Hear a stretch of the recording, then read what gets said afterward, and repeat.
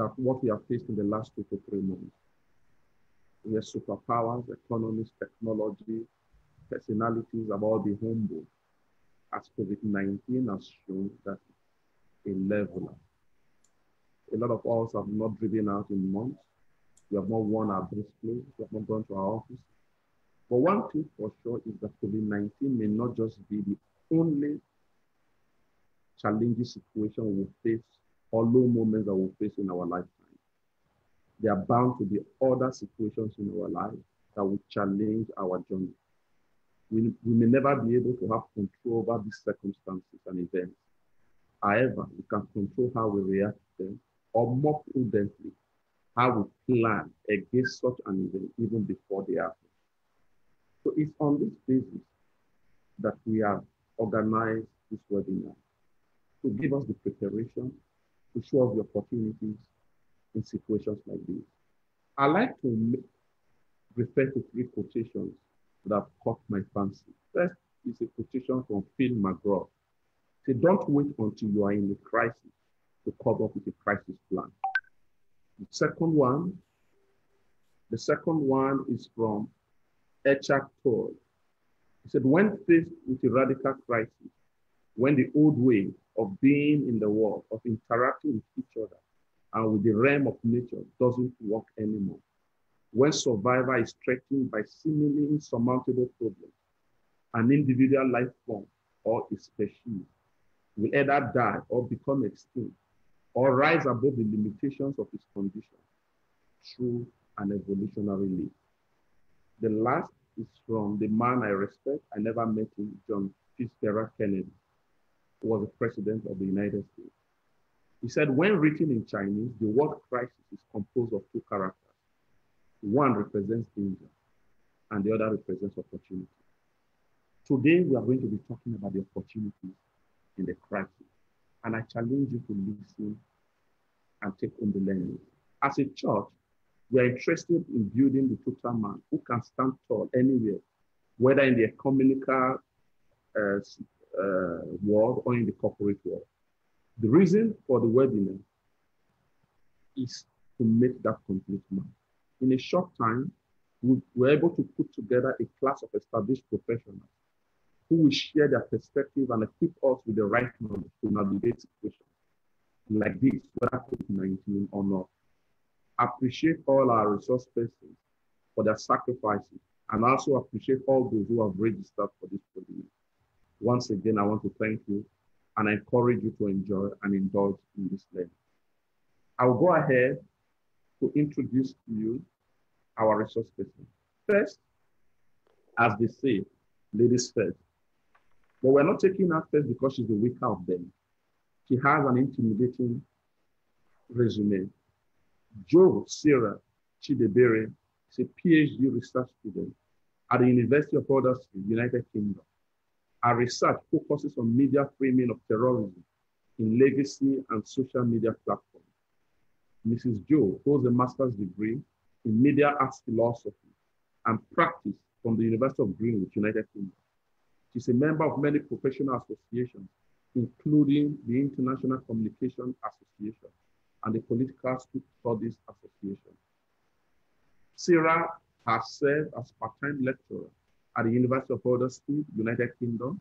She also functioned as a research assistant on the Wheel of Knowledge Cultural Populism in European Polarized Politics and Societies, also known as WILNO, with the University of Helsinki in Finland. She is a lecturer in media, communication, and cultural studies at the River State University in Nigeria, where she tutors broadcasting and media writing courses. Sarah is a published author with renowned international academic journals, including Media, War, and Conflict, and the Journal of African Media Studies. Sarah has presented separately at many international conferences, including the Political Studies Association annual conferences and the 69th International Communication Association, ICA. In 2015, Sarah partnered with her husband, engineer Kenneth Chidebere Jo, to create the Jo Students Motivation and Reward Token, JSMART. JSMART rewards the student with the highest score in science and technology reporting, with funds towards the equivalent of the year's cookies. In early March 2020, and amid COVID-19, Sarah created Ellen Hub, a news and media website. She serves as the platform's CEO, while her team is made up of a former student and graduates from the Mass Communication Department of the River State University, Nigeria. Please help me welcome as the moderator of this forum, Mrs. Sarah Jo Chidebere. Thank you. Edward Eseni trained and practiced as a geologist before delving into management and consultancy after working in one of the leading venture capital firms in Nigeria. With 15 years consulting and training experience, both within Nigeria and abroad, for leading indigenous companies and multinationals. Now, Edward is a much sought after business startup coach, digital consultant, trainer, Christian counselor, and tech evangelist. In January 2020, Edward was appointed the volunteer coordinator of Daystar Business Community. He facilitates at the prestigious Daystar Business Academy and other top business and management schools in Nigeria. He's an alumnus School of Startups, UK. He's an SME expert and frequent guest on Business Money on Channels TV, and served as a consultant on the federal government Yowin project, Presidency Amnesty Program, Bank of Industry, ESP and GEF programs, TEF and VC4 Africa. Mentor and the Global Startup Weekend mentor and judge. He's also an executive director at Internet for Development, a social enterprise that is helping communities in Africa change their narrative by leveraging the internet. Edward currently works as senior consultant at Kinetic Associates and co-founder Plus Innovation Hub. He's also a CGE New York Global Scholars Awardee on platform management and digital strategy. He recently completed 2 books that will soon be released this year. One of them is titled Crown, a book on personal branding, and the second one, Digital Majority, that talks about how individuals and organizations can leverage tech and online platforms for growth and improved results. A Google partner on digital skills for Africa, SME consultant for Smidan, BOI, and Sterling Bank, and also IBM partner leading a team of tech consultants in Nigeria. Edward is a Super Eagles of Nigeria and Chelsea FC fan. He loves playing video games and chess. His views are shaped by the Bible, data, and global awareness. Permit me, and I ask you to help us welcome to this platform, Edward Eseni. And last but not the least, it's a brother, a friend, a compatriot. Joel Osebo is the co-founder of Fragrance of Grace International and president of Fragrance Equity. He had his early Christian experience in his family and grew in faith at the Essos Church, where he served in different capacities as a youth leader, church secretary, and facilitator. He caught his niche in church growth and management at Daystar Christian Center, where he oversaw the growth and establishment of several sales centers, a core trainer for Daystar Business Academy, and a faculty member at the prestigious Daystar Leadership Academy. He pastored briefly and supported the church planting of White Olive Christian Assembly before taking up the role of a church administrator at Household of Christ Church in the United States. In the last 15 years, he had supported several ministries, churches, and organizations to reshape their vision and strategies, train their workforce, develop discipleship programs, and set up their processes for effective ministry. He is a conference speaker, teacher, author, and consultant to several organizations in Europe, Africa, and the United States of America. His deepest desire is to see individuals live out the best of themselves, overcoming life's limitations and barriers. The recovery and restoration of God's purpose and plans for individuals, families, communities, and nations are the driving force of his life and ministry.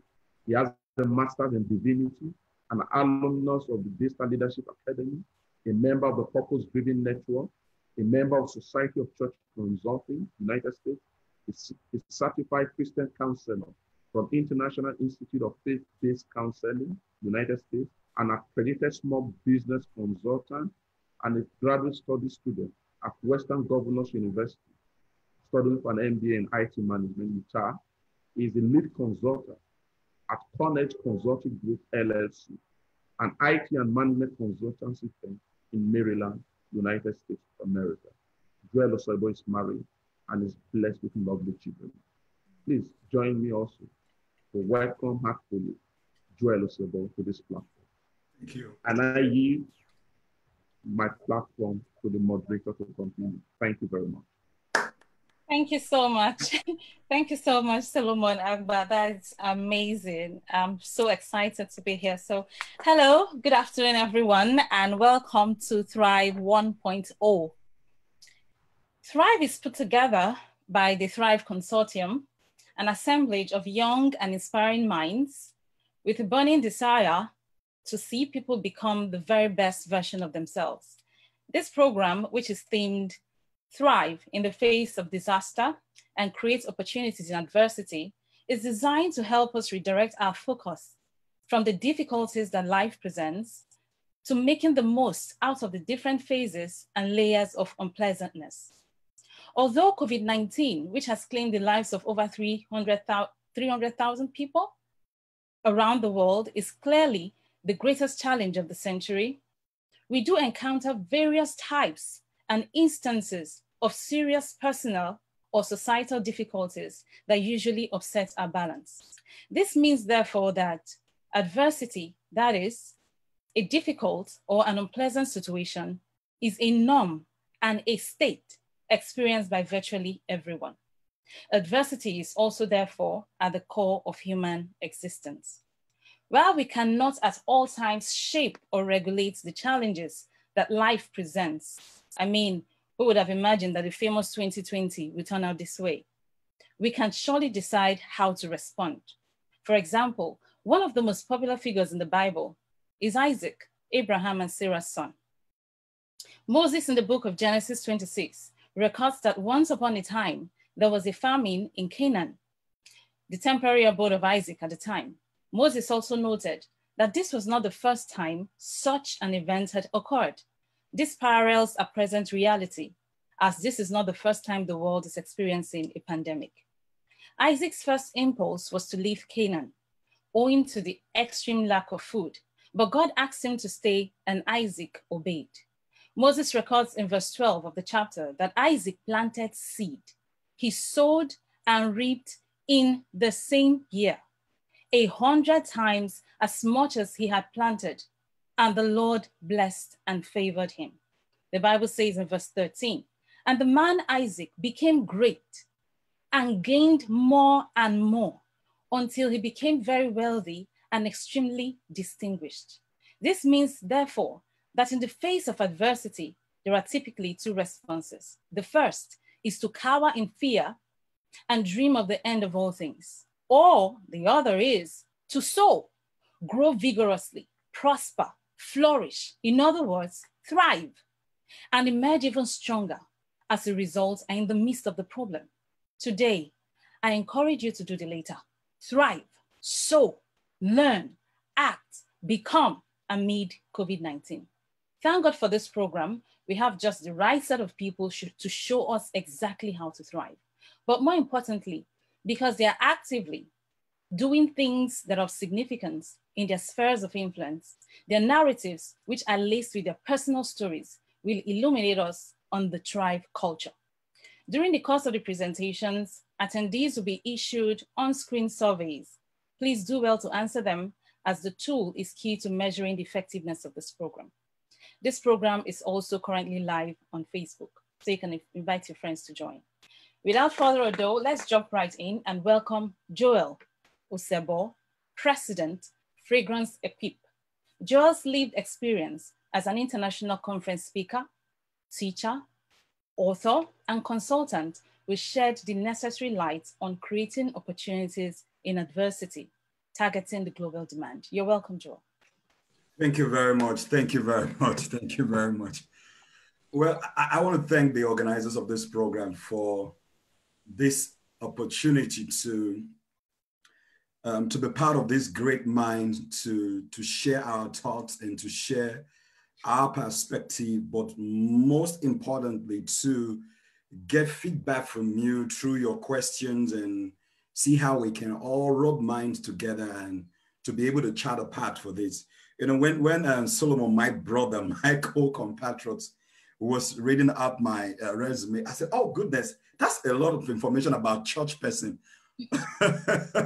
But in a way to give some audience some little subped about, I was somebody that's so involved with church, understands some dynamics of business, or I've been involved in business. Edward and I have been partners for a long time. The UWIN project in Nigeria, for the 5 years it ran, I was the top 1% consultant with Lagos Business School. So even I'm not presently in Nigeria, I still have a strong affiliation with Lagos Business School, with Lagos Chamber of Commerce and Industry. Our organization, ConEdge, back home in Nigeria, is a major partner in providing capacity building for members of Lagos Chamber of Commerce and Industry. So yes, I'm in the US, but over the past 15 years plus, we've been able to leave some strong print in the SME space in Nigeria. We've mentored a lot of businesses. We still do that. We work with government people. You know, I train for major organizations. Even currently, I train for DPR.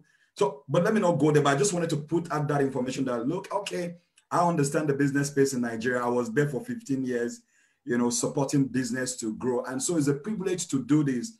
I want to thank my brother Kadio, thank Solomon, and my family in St. Gabriel House of Prayer and the Essex Church for putting this together to share with the world, to make the world understand that the body of Christ too is involved in the process of bringing solution to the challenges that are facing our world.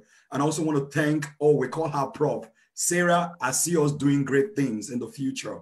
So stay close by. Edward, you know, we're in this together. We have been designed to be a blessing to the nations. Quickly, I'm just going to be going through this slide for the next 18 minutes, opportunities in adversity. And I just want you to follow me just to share some thoughts on what is going on from the global angle. And Edward is going to pick it up from me as a prof will introduce him to drill it down to the local space. Now, all I've just tried to say from the beginning is I'm so glad to be here to be sharing with the world this information. Now, quickly, just like Prof said, like Sarah said about the numbers, the numbers as a day, we have over 4 million people confirmed to have the virus COVID-19. And that's scary. And over 300,000 plus from December 1st to even this morning, I'm sure. But our prayer daily is God is going to drop the power of death over the lives of humanity. As we are talking right now, is estimated an average in the United States, about 800 to 1,000 people will certainly die from the impact of the COVID-19. So when you look at the number, when we are not at military war, oh goodness, and this number of people have been infected and people are dying, it is enough to scare anyone. That's why we are going to encourage on the platform, wherever you are broadcasting from, anywhere of any part of the world, please just adhere to the guidelines of either is it a CDC, whatever agency is involved in making sure this death is reduced. Please let us follow their instructions and their guidelines. And I know with the wisdom of God, we are going to overcome this pandemic. But quickly, I want us to look at this from the bird's eye view, what is going on globally. As the COVID-19 started, as is still in progress, one thing I want to quickly talk about in the next few minutes is the political and economic forces that is at play. Yes, COVID-19 is taking the lives of people. People are falling ill, but I'll tell you, politics and economy is at play. Now, the first one I want to look at is the blame game. Right now, you can tell globally there's a blame game. Where did this come from? Where did this situation come from? Who originated it? Which country did this come from? And you know where the hand is pointing to. Everybody seems to be pointing to China. Even in the United States, here is a big strategic game plan that everything is being put on China. But you know, when this all started, it was all because the Chinese people eat this bad, they eat that. But and later it moved on to a lot of conspiracy theory that is going on right now. Even in the believer space, there's a lot of talk about the end time, Christ is coming. There's been a lot of thought about the impact of 5G. My goodness. When you hear all of these things, I tell you, it is enough to scare anyone. Not for those people. I mean, the world is about, I mean, I was looking at the statistics of the world in terms of people that are wealthy. You have, in the base of the pyramid, you have about over 3 billion people who are poor. In the middle of the pyramid, you have another about 2-point-something billion people. That at the top of the pyramid, you have 1 billion people. So in the strata of humanity, whether at the top, at the mid, or at the base of it, everyone is scared. Even I read yesterday that right now, even wealthy people in New York, they are beginning to leave the state of New York, looking for other states where they can find safety, because the threat here in the United States, and like we can tell all over the world, I mean, so many countries that have overcome it and they're opening up their economy, they are beginning to see traces, they are seeing clusters of this COVID-19 developing. So the blame game is huge. People are blaming philanthropists. I mean, a major philanthropist out there that's been impacting the world.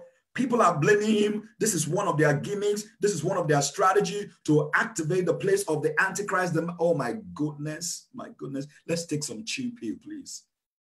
Let's take some cheap here.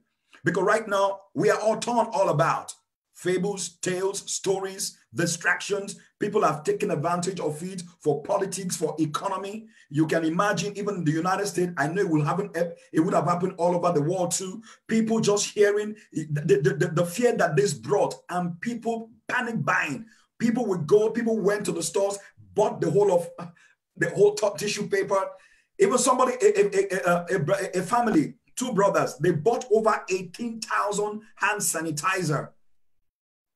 Why people were looking for just 1 or 2. But one good thing about the economy is they were not able to sell those 18,000 sanitizers. So there's a lot of things going on in the world, the panic buying, the scare, the blame game. I'm telling you, you need to be still. Because if you allow all of these things, the blame game, the news, the fake news, the social media handles from the Twitter, the Instagram, the Facebook, many of us that never liked those platforms, now we have become addicts to it. I mean, some people have already said it is also the strategy, looking at the growth of technology, the advancement of artificial intelligence, AI, to make sure the internet becomes the place people can whatever is going on in our world. All you need to do is to look at the big picture. Has this happened before? Has this been prophesied before? Yes. So the question is, what do we need to do? And I love the dimension at which Sarah brought it, using the life of Isaac. Do you want to be caught in the rat race, or do you want to remain still and hear that voice that will help you thrive in a time like this? Another thing I want us to quickly look at as we talk about politics and economics, there's border protection. Border protection. Right now, you can tell every economy is closed. You can't travel into any country. You can't even come into United States of America. I mean, there are some laws that are going on. Even people within the United States of America, they can't even have access to green card. So people that want to get green card from outside of the United States is going to be real difficult. Even traveling to the United States, there's a lot of there's a lot of ceiling being put in place, not just even in North America, but in Europe, all over the world. There are border protection strategies going on. People are protecting their borders. The hunger and the rise of protectionism is on its biggest height because of what is happening with the COVID-19. Then another area of the political stuff I want us to look at quickly again is the forces of demand and supply. Right now, you can tell in the United States with the stimulus package, which I'm going to talk a little bit about, we'll be running to close to $6 trillion. That's a huge sum of money in one economy. Huge sum of money. But I'm telling you, the forces of demand and supply are at play. Anyone in the pharmaceutical industry, anyone in the medical industry, anyone in the food supply chain, anyone in the basic need for shelter, food, security, all of those things that were listed by Abraham Maslow, I'm telling you, this is the time they are thriving. It is who have the money now that can buy the goods that is needed. And that's why there's a lot of philanthropical activities going on, people pumping money. I was hearing some of the organizations in the US supporting the economy with $2 million. I said, wow, companies truly make profit? And I told myself, I think the biggest thing that can happen to anyone that is on the platform today is to start thinking about entrepreneurship. Because in times like this, entrepreneurship becomes big. Even though globally, many small businesses are going to fold up. I mean, one of the research that's going on in the United States that at least 50% of the restaurant business that is involved with human activity, where people eat and drink, entertainment industry, about 50% will shut down. But the truth is this: anyone that is strategically positioned and understand the forces of demand and supply would be able to take advantage of this stuff that is going on. Then quickly again, another one I want us to look is the forces of fiscal and monetary policies. For some of us, this may look a little bit technical jargons, but let me share one big secret with you. These are the forces that rule your life. Whether you like it or not, whether you know it or not, that you and I, that many of us are ignorant about these things is not an excuse. These are the forces that government use to reign, to rule, to dominate its citizens. And I think it's now, whether you are a believer or not, but primarily for the body of Christ, it is now, it shouldn't be few of us that want to give our energy and time in understanding how political and economic forces work. We need to understand the place of economics. We need to understand the places of politics. Right now, so many governments are bringing out fiscal policies. There are stimulus package. A lot of families are being given checks in different countries. Government is involved with philanthropic work. All of these are monetary policies and fiscal policies to make sure there is enough money supply in the economy that has dropped a lot of interest rate. The market is crashed. The stock market is crashed. So many things seem to have crashed. But can I give you another secret? A lot of people are earning mega income in this season. But you and I have to understand that the forces at work politically and economics, we must know how it works and how it plays. And that's what this webinar is all about, to break you out of your comfort zone, out of that place of limitation, and begin to think strategically, think globally, and see how the relevance of it applies to your space, your lens, or your area of influence. So there are monetary policies. Taxes are being, in the United States, April 15 is when people submit their taxes. But right now it's been moved to July. So there are a lot of policies that are being sucked in right now, whether it's immigration policy, whether it's, there's a lot of laws that the government are bringing out to make sure that the Production Act, so many things are going on concerning taxes, concerning money supply, concerning banks giving loan, banks not giving loan. You must understand that. And part of some of this is government, they are putting up funds, putting up money in place for small businesses, for organizations, for employees. You need to know how this work in your own space, and so you can take advantage of it. And going forward again, one of the things that was so common, there are few jargons that reign in this season. One of them is social distancing, something that never was so very popular in our everyday slang. Another big one is the essentials and non-essentials. That's why lots of organizations were closed. Even my precious body of Christ, we were termed non-essential. For me, I say, but indirectly, it became a strong point where the church now became the base, the foundation, the hope for the world, by making sure the fear-mongering, the scare was reduced, and people begin to see that, yes, these are the signs of the time. So in this season, there were a lot of things that were non-essentials and things that were essentials. Now, we said the new veterans are not even those people that are going to war. Right now, the new veterans are nurses. On behalf of my wife, I want to give kudos to all the nurses all over the world, because she's a nurse. They are the one, and they're in the forefront. There are people that people in a restaurant, people that are first responders. I mean, all over the world, these ones, they became the most essential things that were happening in our world. Stores opening. I mean, the very funny part for me here in the United States, I think it should be in the state of California or Florida. Wrestling, WWE became an essential, should I say, an essential commodity in this time. I was shocked. So many things that you never expected should be essential became essential. So that got me real thinking. That got me real thinking. I think I've talked a little bit about the stimulus package and government. So I'll just go to the next slide, still on this essential and non-essential. So the question I want to throw out concerning essentials and non-essential is, which is applicable to you as I begin to round off my session? Which is applicable to you?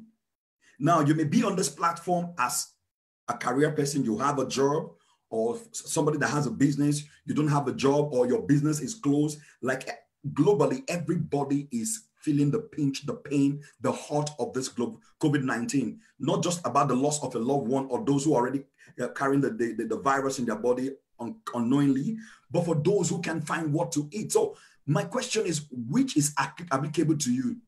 Are you essential or non-essential? So that leads me to two questions. What essential needs can you meet? What do you carry inside of you? Because in time like this, what people are thinking about is problem solving. It's people who can solve problems. That's why you find out that in the United States and all other part of the world, scientists are becoming very, very, very important in this.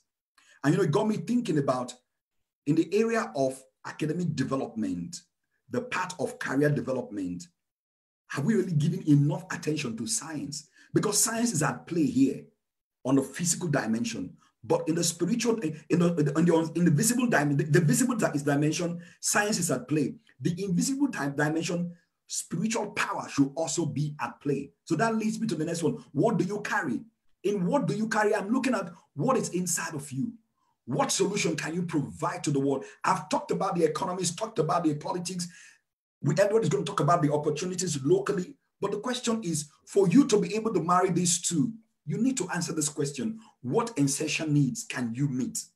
What do you carry inside of you? Because it is what you carry inside of you that matters in this season. Not your complaining, not all the stories you put out on social media, but what solution can you provide? And that leads me to the concluding part of this slide. My 5 strategic pointers to thrive in adversity. My 5 strategic pointers to thrive in adversity. Prof has done something marvelous in our introduction by talking about the word thrive. And it's the same thing that I have here. When you look at the word thrive, what does it mean? It means to grow, to develop well, or vigorously. So you can imagine in time like this, in a time of disaster, in a time of confusion, we are looking for people who can grow, people who can develop themselves very well, vigorously. How can you use what is happening in your environment to grow yourself? Because it is the problem you solve that people can align with. It is not the complaint. We are complaining. We are murmuring. That's why here in the United States, we are doing everything every day to put out information, to encourage people, to strengthen people that this time is coming to pass. So what are you growing on? Are you growing on your business, even though the business seems to have closed? Are you growing on it? Are you developing it? Are you doing it vigorously? To thrive means to prosper and flourish. So in summary, just putting my words together with Prof, with Sarah, is you can grow in a time like this. You can develop in a time like this. You can prosper in a time like this. You can flourish in a time like this. It happened in the life of Isaac. It happened in the life of many people. Remember 2008, where there was a global, one major global depression from the financial crash. We thrived and we are alive today. So I believe we are going to thrive and move forward. My first takeaway is this. You must have a vision, because vision is the picture of a preferable future. Now, for many of us that never had a vision before this time, that's because many of us, let me put it this way, many of us didn't have a vision before this time. That's why you're going to be scared about what is happening. But when you truly have a vision, you will find that your vision will sustain you. Vision is a sustainer in adversity. Oh, thank you. I almost said thank you, Lord, but permit me to say thank you, Lord, there. Vision is a sustainer of adversity. So when you don't have a vision for your life, you don't have a mission about what you are supposed to do. I'm telling you, when adversity comes, like the Bible said, 18:10, is it 18:10? It said, if you faint in the days of adversity, your strength is small. In one of the translation, Message translation, he said there was nothing to you at all. So if any of us is fainting, I'll say, well, you are forgiven, but you can pick up yourself. In the days of adversity, vision sustains, because you don't look at what you're going through now. You are looking at the possibilities that can come out of what you're growing. Do you know what we are born to born? What fuels your passion? What problems are you wired to solve? Where do you see yourself in the next 5 years? So I'm already painting a vision for you in the midst of this adversity. In the next 5 years, where do you see yourself?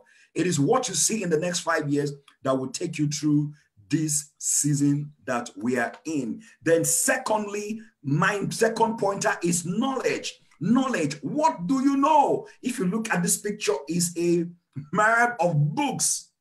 Books. What do you know? What skills do you have? What's your expertise?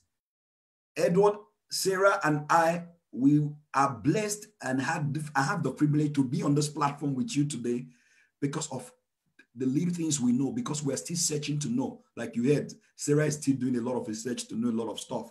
Amen. What do you know? What's your expertise? What are you good at? Right now, I'm seeing a lot of creative way people are making the mask in Nigeria and globally. People are using their knowledge to provide solutions. It is what you know that matters, and you put to work, and you will know the truth. People perish because they lack knowledge. So anyone that feel lost in this season, check your knowledge bank. Your knowledge bank will tell you where you're at. And the next one is think innovation and creativity. We always say think outside the box, but sometimes, like Edward and I devised it once, we said break the box. Don't just think outside the box, break the box. Which other way can it be presented? Whatever you can do, whatever you know, your vision, looking at what is going on, we're saying there's not going to be a normal life again. We are in the new normal. Oh, sorry. With God, everything gets better. I say that again. With God, everything gets better for those who love him and those who are called according to his purpose. So for the world, they might be thinking, oh, it's not going to be normal, it's going to be bad. But I'm telling you, 25:14, Sam, the secret of the Lord is with those who fear him, and he will show them his covenant. So in thinking, innovation, and creativity, there's a place of, Solomon alluded to this, a place of spiritual information, having access to the mind of God. You need to know, how can I do my business better? How can I provide this solution better? How can I transit from the way I used to do it to a better way? How can it be better? How can it be done cheaper, better, and faster? And I said, develop your questioning skills. In other words, you need to heighten your level of emotional intelligence, your skill of thinking, of solving problems. You need to activate them in such a time like this. And the fourth one is relationship. Relationship. I'm saying expand your networks horizontally, expand them vertically, expand them laterally. I think it's a new time, it's a new season for you to begin to redefine your relationship. The relationship before the COVID-19 or before the challenges you're going through, were they beneficial to you? Are they taking you to that next 5 years plan? Because that's the big assignment I am giving. Carrie, please take note of this. Everyone that is part of this event and really want to have an opportunity to interact with Sarah, myself, and Edward, we want to see your next 5-year plan. Then we can be able to suggest some things that you can do to take you to that plan. That is one take-home assignment. Quickly, please, everybody take note of that. Your 5-year plan. Because you need to expand your relationship. The ones that didn't profit you, you need to drop them. You need to get new ones. You need to get great relationship from the gate to the top of the citadel, to the top of the C-suite, to the level of chief executive officer. You need relationship across board that will help you in this season, because it is who you know that will give you advantage to overcome adversity. And the last one that I have, so in the next a minute, 30 seconds, 2 minutes, I'm out of your space, is listening ability with humility. This is one time you need to listen. Because there are lots of fear going on. There are lots of needs going on, you need to be able to put on your listening skill. Let people talk. As people are talking, they are speaking needs, they are speaking fears. And within what you know, what you have, your expertise, your knowledge of the economy, you'll be able to provide solutions in tangible format and in a concrete format for them. Your opportunities are in listening to others' needs and fears. That is what business is all about. That is what life is all about, whether it's in the economy space, political space, social space, whether it's in the religious space. It is about meeting needs. Right now, people who are having power over the vaccines, there are people who have been very, very involved in the social space. The philanthropies that are supported World Health Organizations, they are the one leading the way for vaccines. So that tells you, you need to learn to listen. You need to learn to hear the voice of God in such a time like this. And my closing thought, we were built to last. The human spirit can be broken. That's why even when we die, our physical body remains on earth, but the real us goes back to its creator. You were built to last. You were built for adversity. You were designed for it. Adversity is what makes you who you are, because then you will say you've been tested and tried. You have been tested and you are tried. It is when you go through adversity that statement stands. You were created for dominion. You see, I don't need to flog this so much. We were created to reign over life circumstances. We were not created to be under the circumstances, the weight of life. And I believe that with these few thoughts we have shared, I'm waiting for the questions to come. And I know more thoughts are going to come out from there. We're going to share the slide. But know that it is what you do with what you know that gives you the victory over adversity, that gives you the grace to take advantage of opportunities, because opportunities, another word for them is problem. Thank you. This is me saying thank you to you and telling you, please stay 6 feet away. Thank you very much. Wow. Wow, Joel, that's amazing. All the way. And I'm sure everyone is taking notes, because see. Excuse me. Taking lessons. This is fantastic. This is amazing. I've learned a lot. Thank you so much for making a very strong case, drawing a macro framework for us, talking about the political and economic factors. In the context of COVID-19, you talked about border protection, you talked about the conspiracy theories around blame game, you talked about the forces of demand and supply, but most importantly, you were able to funnel all of this into 5 key pointers that will enable people to thrive. And I'm sure our attendees, you're listening, I've been taking notes, and I've been thinking in my mind, what is my 5-year plan? What is my vision? What is my goal? What is your goal? So just before Edward comes on board, I want you to please start thinking about what Joel has said. Start writing something down. What is the 5-year goal? What is your vision? What knowledge do you possess? What skills do you have? And how can you plug in by listening to people towards solving a problem? Because if you're not solving a problem, then you're not needed. And if you're not needed, what's the purpose of life? Why are you here? And as he summarized, he mentioned something. He said, another label for problems is opportunities. So you decide whether you want to stay within the plug or the hole of adversity, or you want to come out of it by applying these 5 principles. Think innovatively, be creative, have sensible, reasonable relationships, and use the opportunity to expand and enlarge your framework. Wow. I am blessed, and I know that all the attendees today, you're also blessed. Just before Edward again comes on scene, I would like to remind us, we have the Q&A button. You can use it to ask your questions, to process them. And if you have questions, particularly for Joel, you want to label it as such so that when it comes through to me, we'll be able to ask him, but that's at the end of the 2 sessions.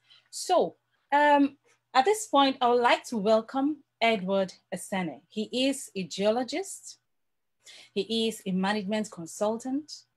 He's done deals with Google, Facebook, all the people that matter. I am shivering. Digital consultant, trainer, Christian. But I think it's towards the end where he talks about being driven by the Bible, data, and global realities. I think that was where I was sold, because this combination I think any man in this world, any woman in this world, you want to look at the evidence. You want to look at the Bible. You want everything you want to do to be shaped and formed by the word of God. Let that be your basis. Yeah. And then you want to look around your world. And again, it brings us again back to what Joel said about knowledge. What do you know? It's so important. So what do we know? What do you know? If you don't know enough, for example, he also alluded to that, talking about how scientists are the ones ruling the world now. And I have a couple of questions for Joel. He talked about the church being listed as non-essentials. I want to know why. I have some thoughts. I will talk about that. But please make welcome this tech evangelist, author, counselor, official big boy. Yes, official big boy. And Bennett. Put your head together.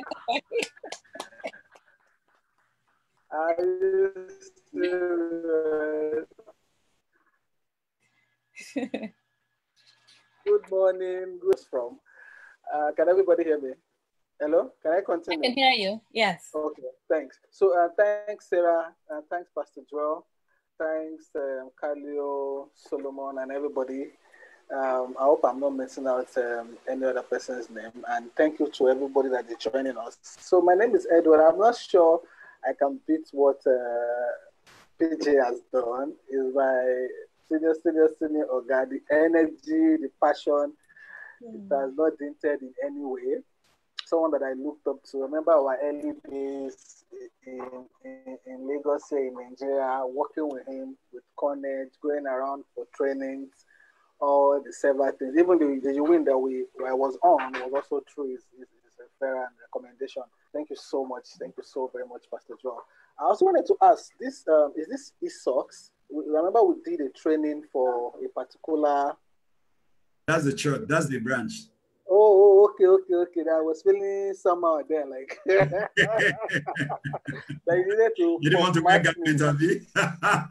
Yes, yeah, like you know. So that is just to say we will be part of the team, and we believe strongly with this that we are doing: information, value, relationship, solving problem, entrepreneurship. You know, and I think we are going to be in this for a very long time. So let me just share my screen.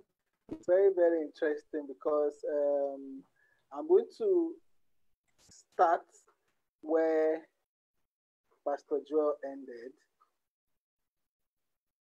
Yes. So my conclusion was actually, my conclusion was actually his own similar. I'm not sure he saw my material.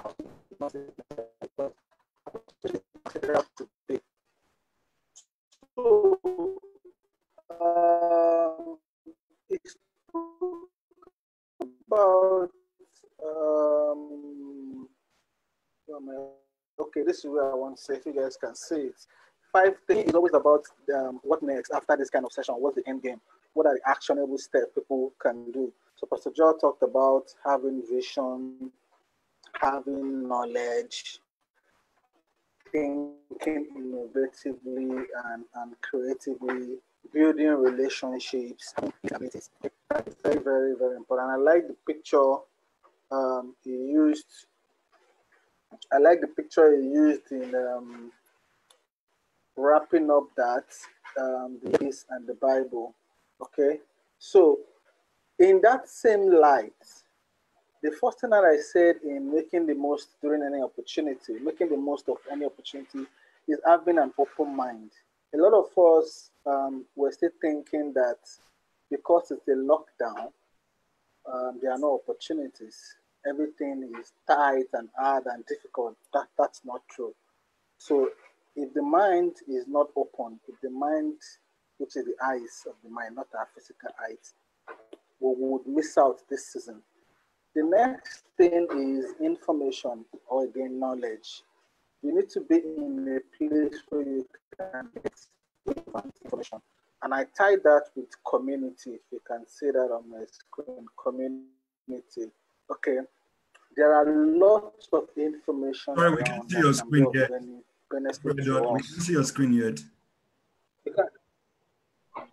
Oh, I'm sharing the screen already. Share screen.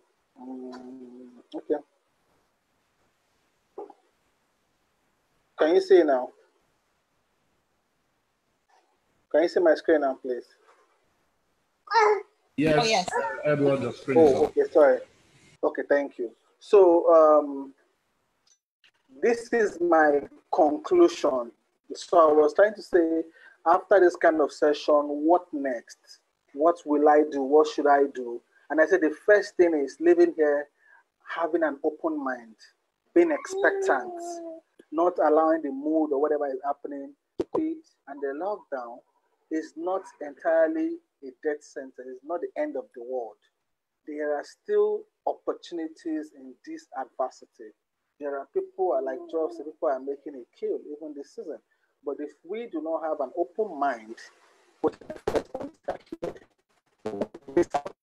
will not be able to thrive. Okay, the next thing I said, being in a place where we can have access to information, to knowledge, and for me,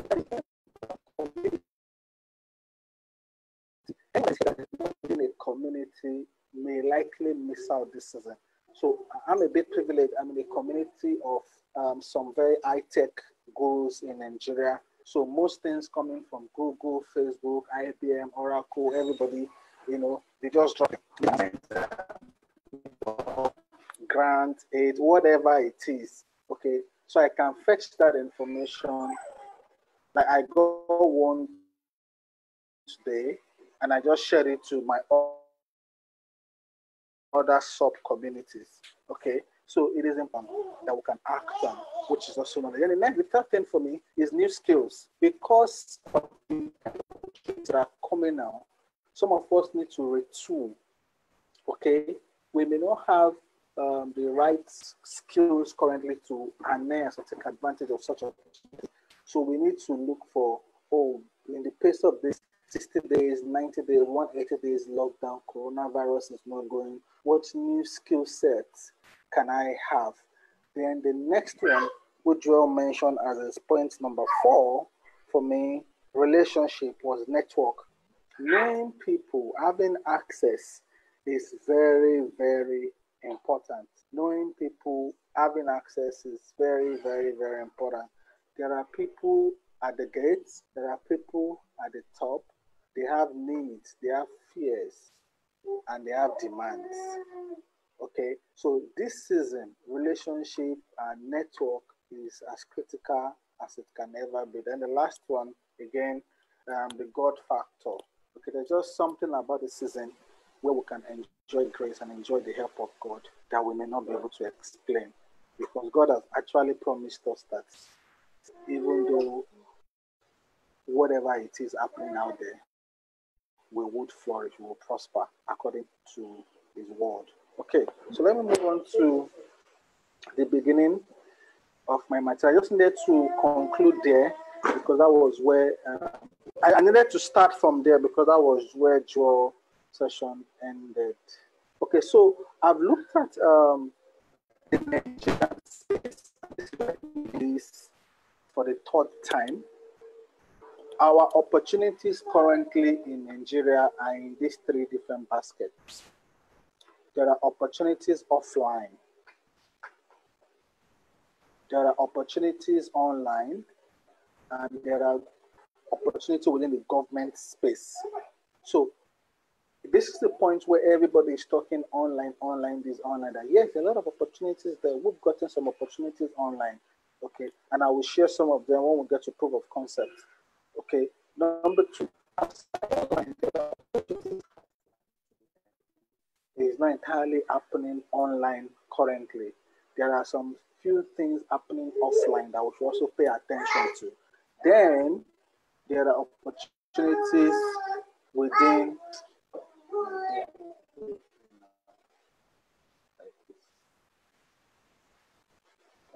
sorry guys. Opportunities within the government palaces too. Okay, and that is also, look at it in these 3 spheres: online, offline, and government, right? Online, offline, and government. And this is just so for offline opportunities, just as if we're saying the same thing. there's a lot of demand for face masks and PPE this season. Food, logistics, lending, branding and printing, fumigation, people just getting to do their cars, okay? Logistic business for delivery, laundry, proposals. This is not exhaustive, but these ones happen offline. Okay, then government and policy. Governments are having concerns about palliative distribution, concrete data for their citizens, security matters, interstate security matters, and boundary closures, where to get grants and aids, including recoveries. If you know anywhere that any government money is hiding now, you whistleblow that, you get a percentage of that, okay? Health, life and safety, revenue generation strategy. A lot of government are thinking, how do we augment our budget deficits, right? Unemployment issues, trainings and skill acquisition for job creation programs, then building local supply chain. So we're coming to a time where people will no longer be as dependent as on China as we were before, okay? So now, government, the opportunity that I shared today was from the UK government wanting to build local capacity of supply chain for different countries. Okay, and I can share it with our moderators and organizers to share with the people here against the Canada. The e-government, the FEC meeting, the Nigerian Government Forum, they are all having their meetings now across digital platform. The one the federal government is using was built for them immediately during this corona era because they can't be using Zoom. It's not safe, it's not secure as for government purposes. Okay, so that is that. Then digital, online, groceries, walking, churches, schooling, counseling, health, legal, travel, web, mobile coaching, everything is online. Everything. So where can I play? What skill set do I have? What relationship do I have? What problem can I solve? Okay, either from the offline part, either from the online part, or either talking or knocking somebody's door this season in the government quarters is very, very important.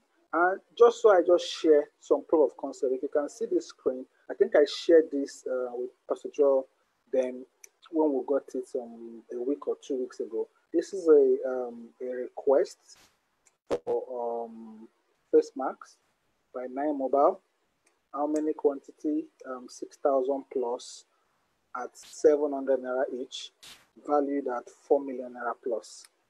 Okay, we're able to, someone got in touch with me. I was able to raise the money and this supply has been done. Okay, this is just a proof of concept to show that I talked about offline opportunities here, supplies of face masks and PPE, and this is a proof of concept. And all of this happened 7th of May. Payment is 7 days after supply. Okay, one. Another one here is a project that we worked on. We have this ongoing Facebook program called Boost Your Business with Facebook. Some of you will know about it. It's a one-day in-class training program, right? So Facebook got in touch with us to say, from this year, that's mid-month, June, from the next 6 months, June till December, we want to take this program online entirely. We don't want to do the in-class, the physical class. Everything is going virtual. You guys come up with a framework and the technology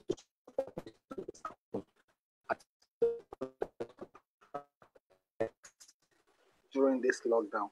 Okay, so this can serve as a digital opportunity, and this has been approved.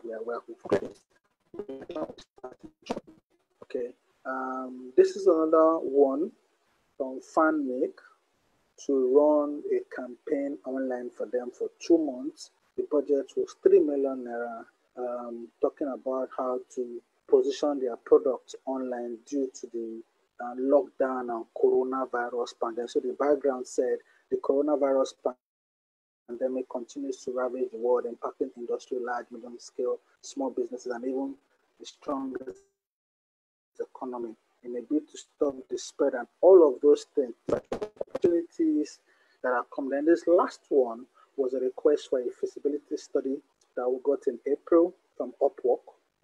Someone requested for a feasibility study from Upwork, and we responded as a quotation. So most people see me as a technology, a digital person, but all of my opportunities don't come from online. They also come from the offline dimension. And that is very, very important.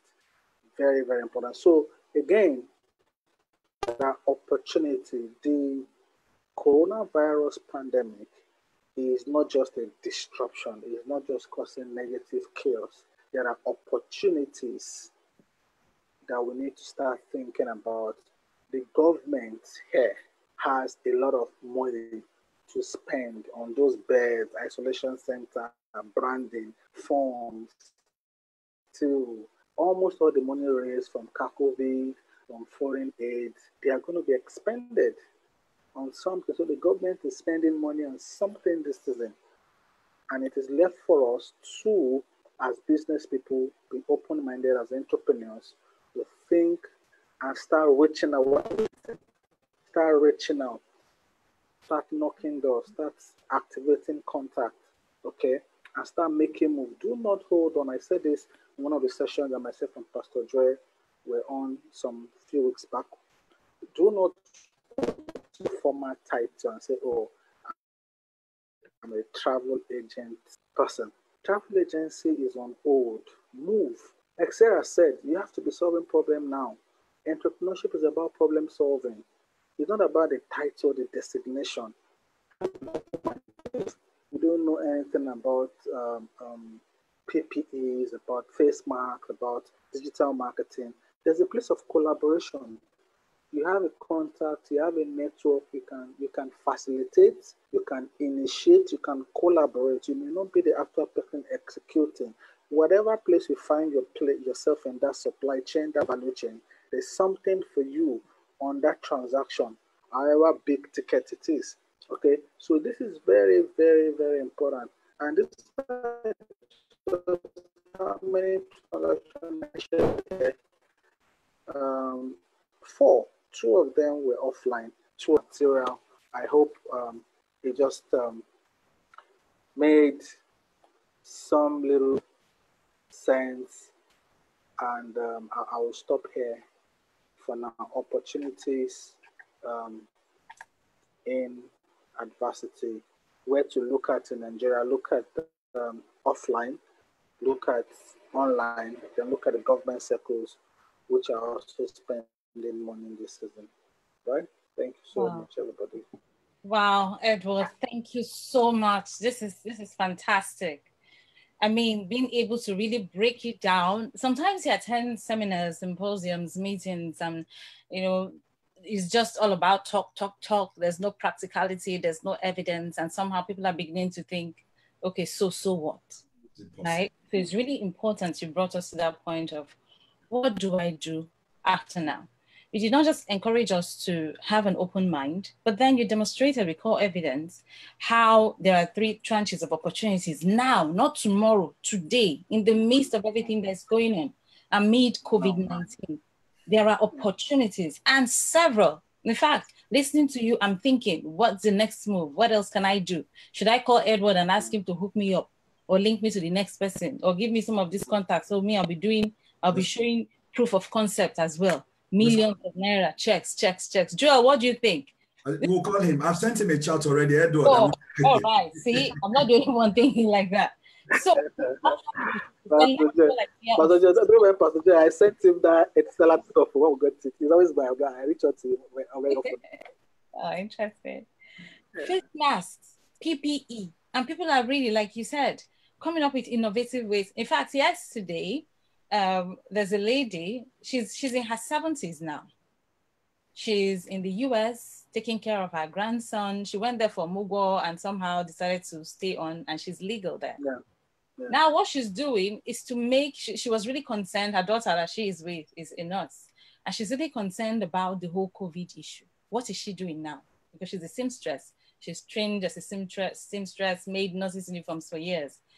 What she's doing now is she came up with a very innovative to make headscarves for nurses.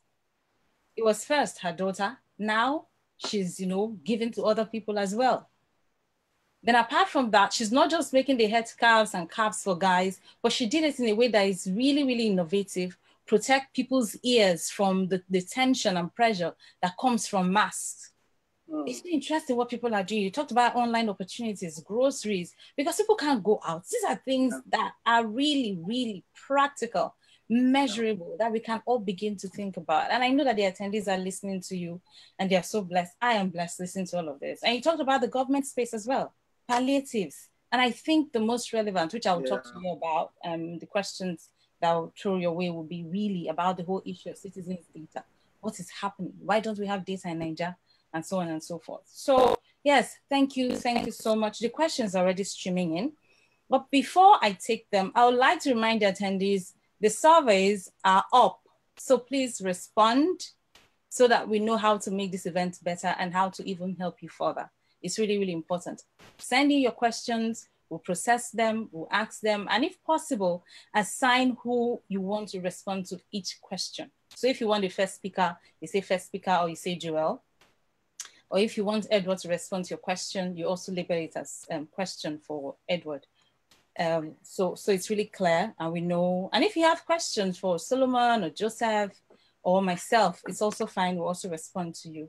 But really, thank you for breaking it down. We see the evidence, we see the proof. So this is not just theory, it's not story.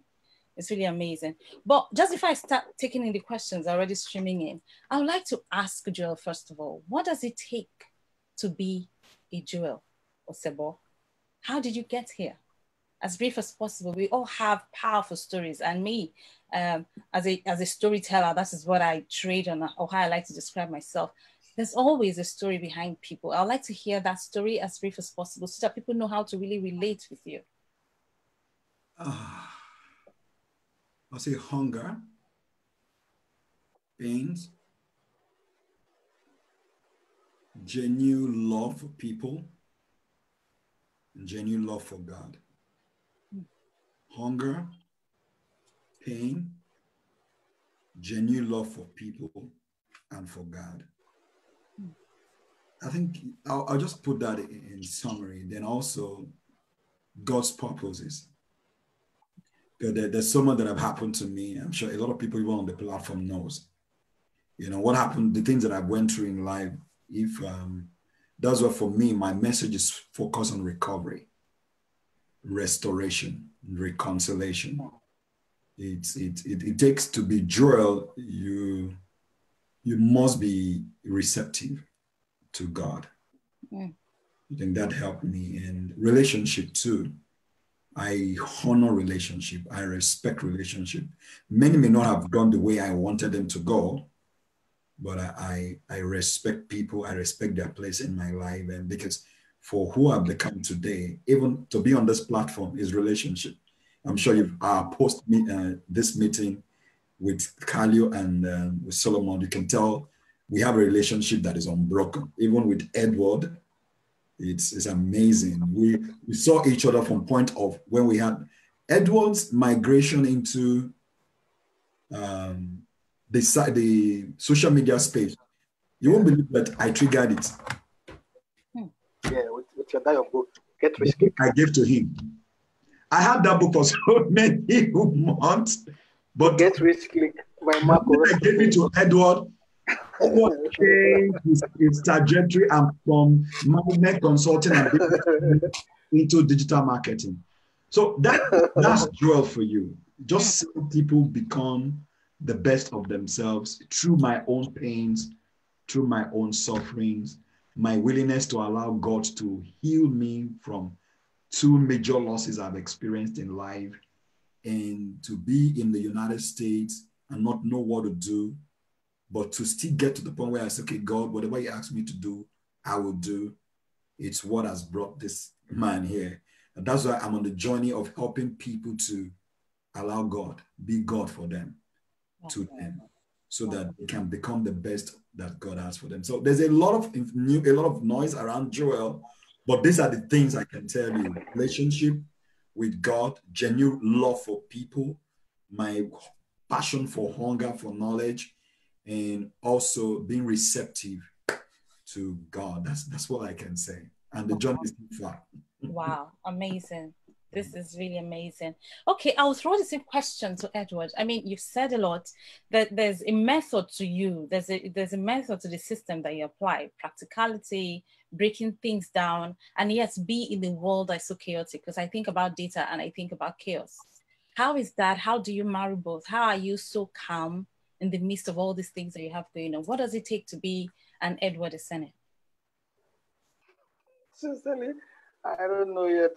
I wish I can explain it the way Joe did. I'm still as lost and as confused as anybody. Wow. Sometimes people look at me and they say, who are you really? As in, are you an entrepreneur? Are you a consultant? Are you a digital marketer? Are you a trainer? Christian evangelist? Every Sunday I sit down in church. I do counseling. At one point, I'm doing training. Another point, I'm supplying eggs. Another point, I'm doing supply of, it's just, I don't really know. But what I just know is I picked a lot of my value from Pastor Sam and Joel.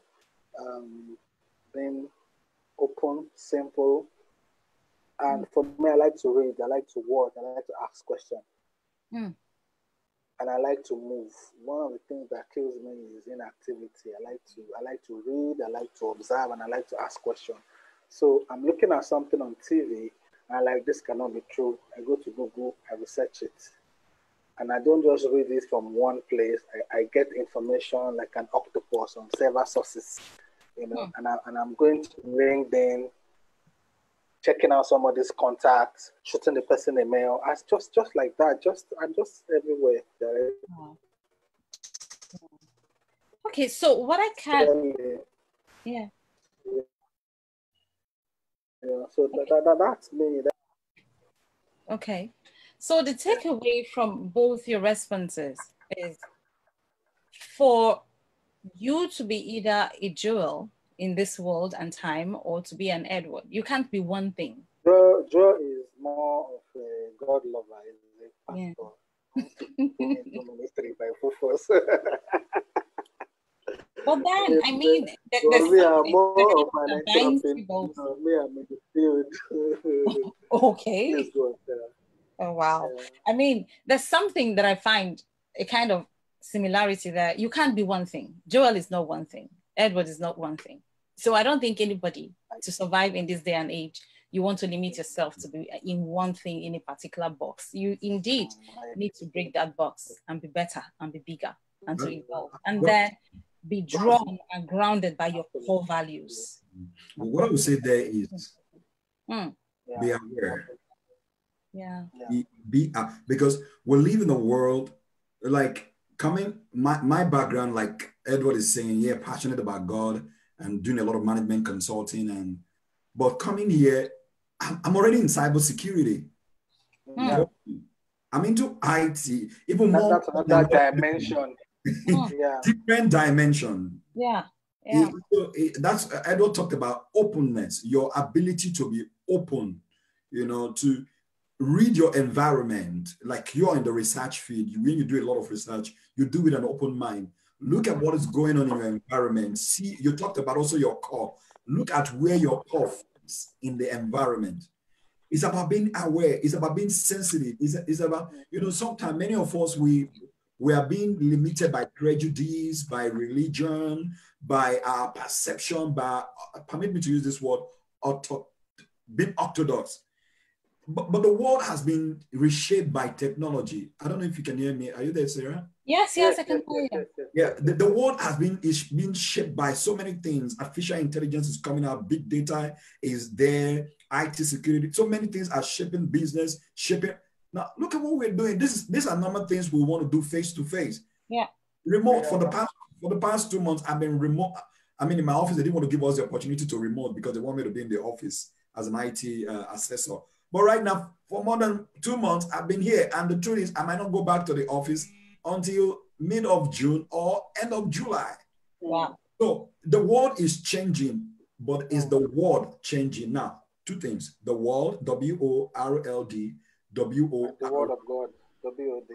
The word of God is not changing, but the world is changing. And the word of God wants you to apply its principle to the changing world and not the word applied to changing the principle of the world. Wow. We'll dig into this subject of the world, you know, we'll talk about all of that. But I want to take the first question that came in.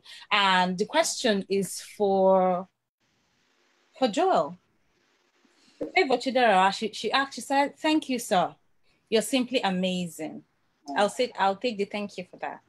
I'll take the. You are simply amazing, Madam Sarah. Please, I want to know the difference between self-awareness and knowledge. Self-awareness and knowledge. Okay, I'll say one is an offshoot of the other. With knowledge, you become self-aware. Because knowledge exposes facts to you. Knowledge exposes information to you. Self-awareness is about you. It's about, you mentioned it, Sarah, your core, your value, your principles, your belief, your experience, your pains, your challenges. Now, the question, when you ask me what makes me me, this Joel, is my pains. It's my pains, Sarah. It's my pains. It's my pains. I didn't want to come out to the public again. 2 years, I stayed quiet. Edward, I didn't talk to Edward for over 2 years. I didn't talk to my friends. Even Solomon, I don't think we've talked too long until yesterday. Wow. I was lost in me. I was lost in my pains. I just wanted to just remain, let me just serve people on that, and I'll be fine with my life. But God said, oh boy, no, that's not you. So many people are going through what you're going through. You need to come out. So that going through what I've been through is the process of my self-awareness, that all of those stuff that I've been through, they are not because of me primarily, but to help someone like Chidera that is asking that question. Yeah.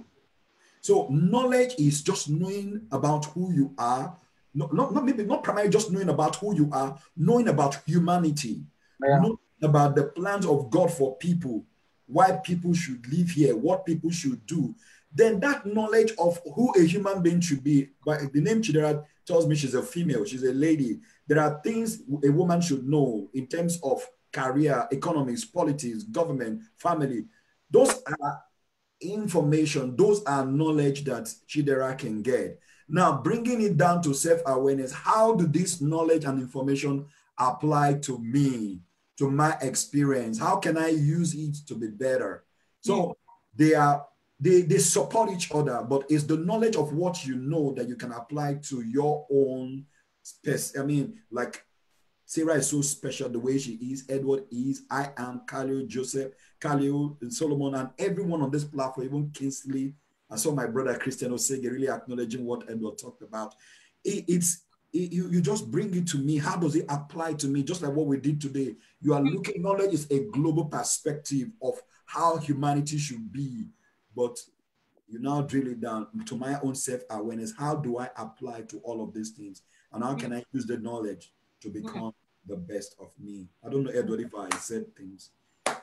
Perfectly, sir. No comment. Perfectly. Okay. Awesome. Edward, do you have anything to add to that? Not at all, please. Okay, great. So self-awareness, again, just elaborate more on Favor's question. You know, there's also the role of understanding one's own character and feelings in terms of self-awareness. So how do these two, understanding who I am as a person, my uniqueness, right? I'm marrying that with the knowledge that is out there, which is like an umbrella. Can you elaborate a little bit on that, Joel? You know, life is given by templates. Oh man, that just came to me strong. Life is given by templates. So it's in two dimensions. One is the general dimension of the life. Oh boy, look at my brain. The general dimension of life templates. Yeah. And now the specific of life templates. The general is how should things go? That is guided by laws and by principles. Yeah. Principles for living, for relationship, for marriage, for finances. So every principles we need to build our character is already given. So the choice is now left to us whether we accept it. You know, some people are good, evil, bad, rough. It's as a result of choice. And habits is what forms character. Mm. The habit that we practice over time actually becomes character. And habit is gotten by what we see, what we hear. Like our mentor, Samademi, will always tell us, your gate eyes, what you see, your ears, what enters your heart has entered your life. And what has entered your life has become your character. Exactly. So you get what I'm saying? So it is the habit we form over time that becomes our character. And that character is what leads to the thing that makes us choose our level of self-awareness. So there are principles for money making, principles for relationship, principle for career, principle for spirituality, principle for everything. So how does our character fit within all of this? Then you now look at your unique self. There's what we call shape, our spiritual gift, personalities, heart, which is our passion, abilities, then the other our experiences, shape. Then the other thing is for us to go on the journey of discovering our shapes. The gift that I have is different for you. I can tell you love Buruku. Oh my goodness, you can dwell so much in books. In as much as Edward and I, we love books and like to read, but the level at which you research is different from our own level of research. I like the way, Joel, you're making very wild assumptions. We'll talk about but there's another question, and the question this time is for Edward, and it's still from Favor. She says, please, I would like to know whether it is wise to leave business or a job which is categorized as non-essential. Okay, well, Joel, you also feed into this one. Non-essential now, and get new skills which may also require time and finance. So in other words, she's saying, should I leave something that I'm doing now that's regarded as non-essential and look for something else, acquire new skills, and I'll require money, by the way. And this is a very practical question. You need money to acquire skills to some extent. So Edward wants to respond, then Joel, you also come in because you introduced the concept of non-essentials. Wow, how do I say? These questions will be, they have a lot of personal connotations, my personal prejudices and biases. It may not be true. Okay, but the first thing is the law of balance, generally speaking. So in entrepreneurship, in starting out, we say even if you're on a job, solidify your basic sustenance, your survival. You will not step out the business, do this, do that. So the same thing for this person. If you're on a job, don't run ahead of Maslow's hierarchy of needs. Level one is survival. Make sure your job is taking care of your basic needs. That's when you chop, not to learn new skill. If you don't have data, you don't have fuel in your car, you can't pay your bills, you can't learn any jack. So make sure that that job is helping you put food on the table or helping you meet your commitment if you are married. Okay, so you have a wife, you have a husband, you have kids. So your chances of gallivanting is reduced because of this other commitment, right? But that will now put more pressure on you to, after the job, create additional time to still learn, to read, night class, morning class, evening class, weekend class, online course, and start preparing for that transition, okay, building that capacity, gaining that skill towards an eventual exit. That's how I see it sincerely. Okay. But let me put this in. Most of the things outsiders learn at a fee, especially if it's a tech-related skill set, is available free. Okay. If you're in the community. So I've seen people go to pay very exorbitant rates to learn data science or learn AI.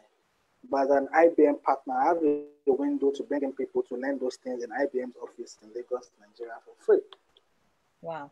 Because they don't know. They'll go to iTech in Ikeja, or what them of this computer, all these hybrid tech, like all these Cisco schools on our background there in Ikeja, where they learn CNN, CNCP, all those things. I'm going to pay 285,000 to learn something that, but because she can't leave. Okay, so joining community is important this season. I see somebody asking about, Edward, I have N95 now, I cannot put it down. Relationships are key in this Nigerian market too. Who you know from the gate man that can help you access door, open doors. It is a bit too late to now make a relationship. So people invest in their relationship. The 4 transactions that I did, I did a bit of money. The one that I showed on my slide, I didn't leave my house. They were all relationships, all of them, all. And even the one that I'm working on currently. I didn't even know that I can sit down at home for a month or so and be this busy and be this productive and still be making a bit of money. Okay, they were all relationships. So getting that relationship is too important before you need them. Number 2, for this person say I have N95 mask and gown, all of those things. Knock on doors now. Knock on doors. You can't. Yes, you don't have that relationship now, but we know that there's a high need for some of these things. So knock on doors, send out emails, go on LinkedIn, show people, cold call, send newsletter. Just sit down a week with your system and just reach out. And we know this rule. A lot of them would not reply you Pareto, right? But all you need is 1 or 2 that will go through. Okay, we have to knock on doors. We can't sit down this season. There's so much around COVID for us to make. I was joking with Pastor Dre at a particular time. I think the richest boy in the world now is COVID-19. Everybody shoots him money and that thing. COVID had so much money. That money they will spend on my guy. So we need to reach out. It's very, very important. Wow. This is really amazing. And I'm sure the responses you've offered, to their favor, you're listening. I hope they were able to answer you, and the answers that you provided are helpful. But remember, what he said is like striking a balance between reality and the things that you have to learn. Sometimes the things you want to learn do not necessarily require so much time, and they actually may be free. So you need to ask, you need to find out, you need to make connections, and you find that you'll be better off for it. Okay, Sarah, so I wanted to throw some please come in. I wanted to throw some perspective on my side from the knowledge and self-awareness thing. And just want to summarize exactly like what Joy said. You need to have knowledge as the foundation before you can be self-aware. So I would say my perception is that knowledge is the level of information that gives you the presence of mind under any circumstance. And I'll give you an example. In the Bible, you looked at Joseph. Joseph was thrown into prison. But if you look at the character and the attitude of Joseph, he never behaved like he was in prison. He was seeing himself in the palace. He was always talking to people around, I can interpret dreams and everything. And if you check through chapter 7 to 39 of the Bible, Genesis, you realize that when he recognized that it was the butler of Pharaoh, he told the butler, remember me, because he knew this guy was going to meet Pharaoh. He already had that vision that he was going to have an encounter with Pharaoh. And when he was sent for 2 years later, the Bible said he went and gave himself a clean shave, he dressed, because he knew that that opportunity was going to come. At any point in time, whether in adversity or in prosperous situation, Joseph had that presence of mind. He had the knowledge. When he was interpreting to Pharaoh, he was providing solution. He was not just interpreting. He was saying, okay, what we need to do is to fill our banks and to do this. And Pharaoh came. Who else can do this? You are the man that has a vision. So that knowledge is the totality of what makes you who you are. So that at any point in time, in circumstances, you have the presence of mind, not to react, but to proact. That's just the last word Solomon just said, being proactive, being assertive. They are very important. Just one word I will add there, because sometimes it's also difficult for people because of their experience, even, thank you, Holy Spirit, forgive me, I just had to say that. You know, because of their experiences and their past and their heart, even when they gain that knowledge of their self-awareness, they become scared to step out because of the fear of failure, of repeating an experience. Now, I want to tell you that, just listen, this is from the mind of my spirit. Don't be afraid. What people will say, what people will not say, your mistakes of the past is gone. You are holding on to the past. Because even you know, you are someone that is hungry to know, and you already know, but you're wondering why what you know is not working for you. God is saying, drop those things. Be bold, be strong, be courageous, for you to take the things that are ahead of you. And this goes out to everyone. For you to take hold of the opportunities ahead in this adversity. You need to be bold. You need to be strong. Like Solomon said, Joseph, you know, there's a new dimension I saw about marketing, Edward, though. Yeah? This world is in trouble. Joseph was marketing himself. And we think that is unspiritual. It is not unspiritual. Oh, thank you, Lord. If Joseph didn't do that, yeah, he wouldn't know. So it's time in this season, we must be bold, like God. We must knock on doors. You must be bold, you must be courageous and step out. Until you step out, God is watching. Looking at you. Okay, interesting thoughts there. I have a lot to say on the subject. We'll come back to you. But for now, Kalio Joseph, you have a question. Can you bring in your question? I'd like you to say it verbally, though. So I think mine is not really a question, but just a comment, because Edward mentioned something about opportunities in terms of training. There are a lot of people who are spending money, undergoing a lot of training, which ordinarily will have been made available for free based on relationships. So if you could help us, maybe we'll have a list of those opportunities that people can take advantage of, you know, within this period.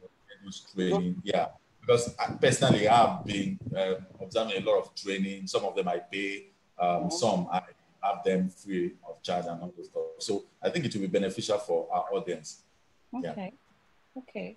No, not a problem. So I can always curate. So like based on the different communities that I'm in, as soon as those opportunities drop, naturally the first place I dump it is Vista business community, our own community, so that people take advantage. But I can add you guys to the list. As those opportunities break, I will just escalate or share with you, and you can just transmit accordingly. Wow. Thanks so much. Wow. Let me add this. Okay. I hear Joseph, but the essence of what Edward said is that you must network within community. If you are going to, you must create your community. You must inside that community. Thank you, sir. People. It does not lie only within.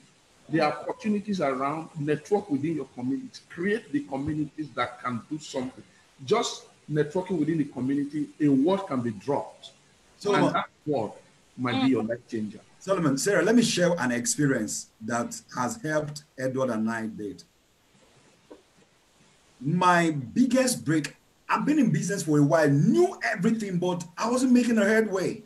No access. Until my late loved one told me something that became the principle for our business. I'm going to connect you, because she was the vice president of Lagos Business School, Enterprise Development Center, their alumni. He said, I'm going to link you to Banky. And I want you to do this project for them. I know you can do it. I know you have the skill. Don't ask for a dime. Don't do anything. Just do the job, and whatever they give you, accept. How can you be doing business with a multinational, with a global brand, and you don't even know what they're going to pay you after the job? But wisdom tells me, bros, you have not been making income. Why don't you just, I said, okay. I submitted myself to that place of humility. I can tell you, tomorrow, that relationship, Enterprise Development Center of Atlantic University. Practically first $2 million. Or first us millions, because I can that one network, that one community it didn't just benefit me. That's what our community, just like what Edward said, I want Kalio and Solomon to take that very serious. That community, I was able to bring in Edward, bring in other of my friends into that community. That if I need anything today now from LBS, it's a phone call away. It's an email, because I worked as if I wasn't going to be paid, and I gave the best. If LBS want to do anything first, if they think of an SME consultant, Joel Osebo. Wow. Not just working with them on the federal government project, but I started taking team building trainings for them, presentation skills, marketing skills. I was going around the country for EDC because of that one network. And I'll quickly say this before as I step out of this discussion. When you have those networks, don't take them for granted. Don't deliver poor product or poor service or poor quality because it's for the long haul. Yeah. I've been doing business with them for over 5 years, 7 years. If I had done that first networking opportunity, I messed it up. That's the last time. Yeah. So people want you to come into their community. People want you to deliver, to be in their network, but go there with the mindset, I want to add value and I want to deliver quality. Because that's the challenge. It's not that people don't get networks, but they mess up the network. Yeah. Wow, it's fantastic. I feel so blessed because sitting here, I'm thinking you're giving testimonies of things that happened in the past. But me, I want my own connection now. I'm speaking futuristically. I see Sarah Ellen Hub connected with Fragrance Equip that will make her a billionaire. I see her connected with Edward Esene that will make me a billionaire. You're not giving me palliative. I see they'll make me a zillionaire, and then Joseph Kalio, you manage everything. It's Excuse me, stop that Joseph matter. Stop that Kalio issue. Please. So where is the place of Solomon in all this I've laid out my future. You're talking about the past. Me, I've just laid out my future. So look out. My story has just started. Praise the Lord. Hallelujah. Okay, so I have another question, and this question is for Edward, and it's from Christian E. Osehe. I hope I pronounced your name properly. If not, pardon me, please. It says, thanks to Edward for the pointers to opportunities online, offline, and government. That means refers to governmental space at this time of virus pandemic. But considering the not so level playgrounds in Nigeria, how can a common person based in Nigeria, who probably does not know someone that knows someone in government, break into the space where his or her trade can be more financially rewarding at this time? He says, agreed, the isolation centers built across the states in Nigeria needs various supplies. But how easy is it for an ordinary Nigerian who, for example, trades in wholesale tissue papers? How easy is it for this person to get an IPO to supply to these isolation centers? Yeah, do you have any answer for him? Okay, so I think the first thing is that mindset. You are not a common Nigerian. That could be the hindrance. You are not a common person. See, I think it was Solomon that was analyzing Joseph in the prison. He didn't see himself as a prisoner, even though he was in prison.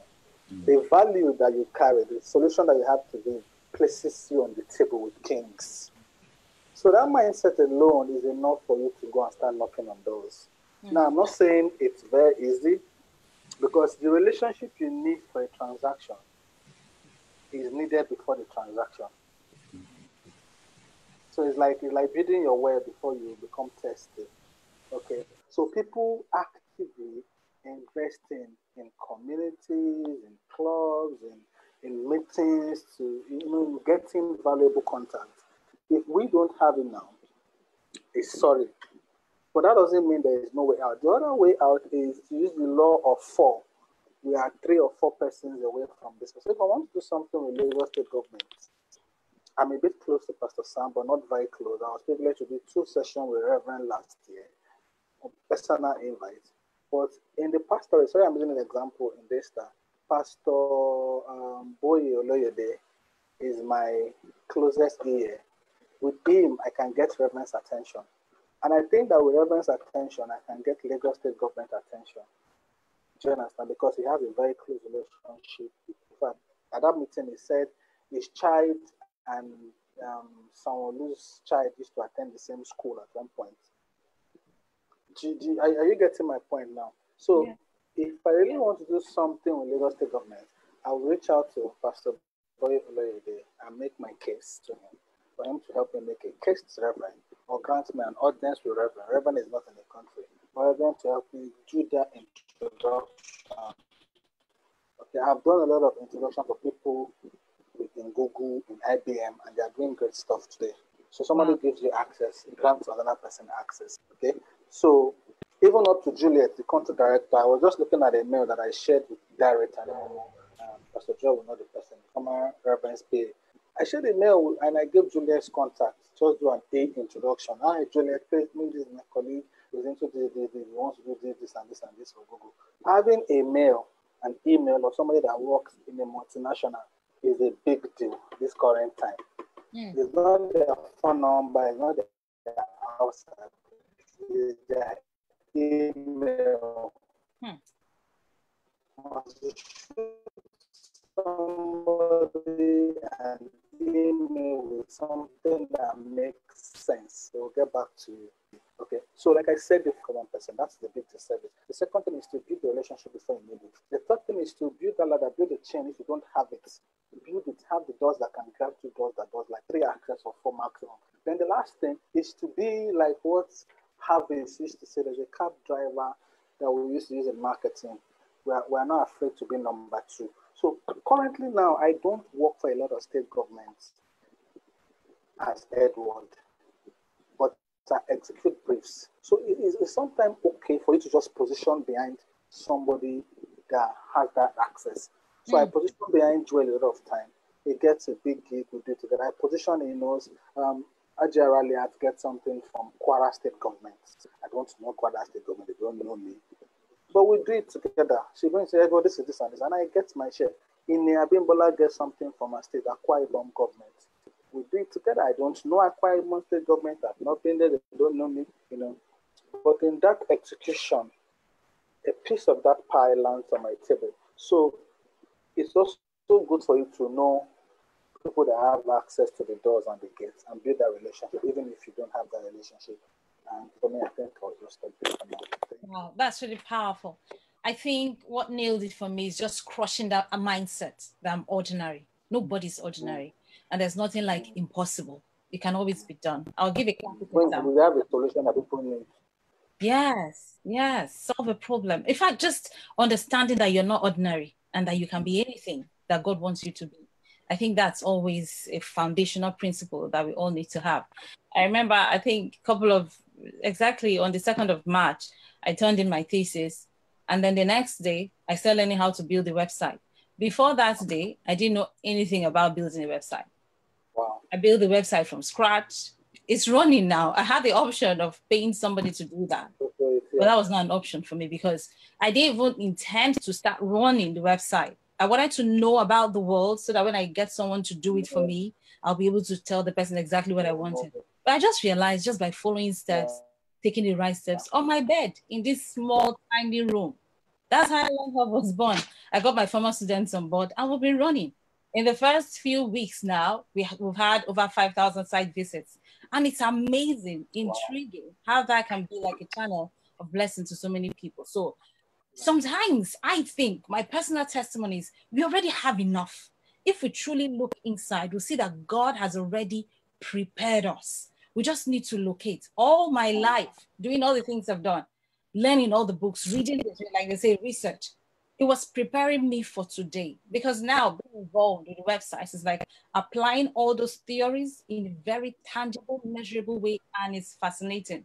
And this meeting is not ordinary. It's not ordinary for me. Having connections now with fragrance of people. And I'm not joking. I'm writing my history right here, right now. For you to run a website and you have someone that is into boosting on Facebook, you have him now. As in, I have his email because he said, go for the email, not phone numbers. It's done deal for me. So it's all about what are you thinking. So when I come knocking, oh, hallelujah. Praise the Lord. Baga's equipment. That's not the next class to the US. So, Baga's equipment is taking us to the US. So I missed something. Okay, just before I get the next set of questions, I wanted to talk to Joel about something because you're the church man here. All of us You are. said that during COVID-19, churches became, they were listed as non-essential. Why do you think that is the case? Does it have anything to do with the fact that now, or in my position, I think there's been a shift, a focus on structure, a focus on the physical. There's been a shift from what I remember growing up, church to be a place of fellowship. And it was not really about the location. It was about the connection that people had. It's that why? Because we're still talking now anyway. It's just that we're not meeting together. Does that negate or make irrelevant the role of structure and all the fancifulness and all the drama? Or is God in a way via COVID-19 bringing us back to the core of what is important?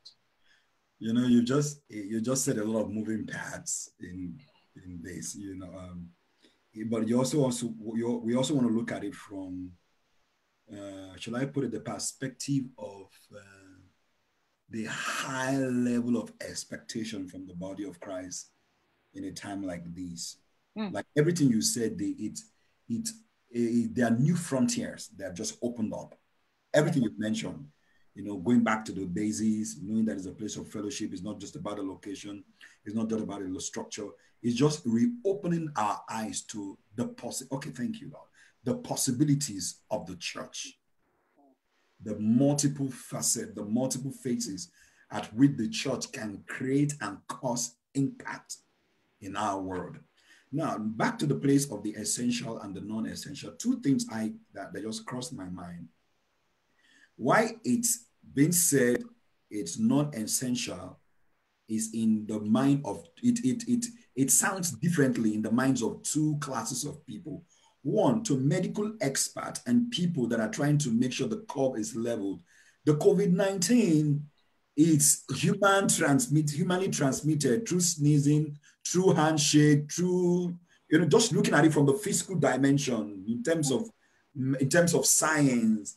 And, you know, the church is a place where people congregate.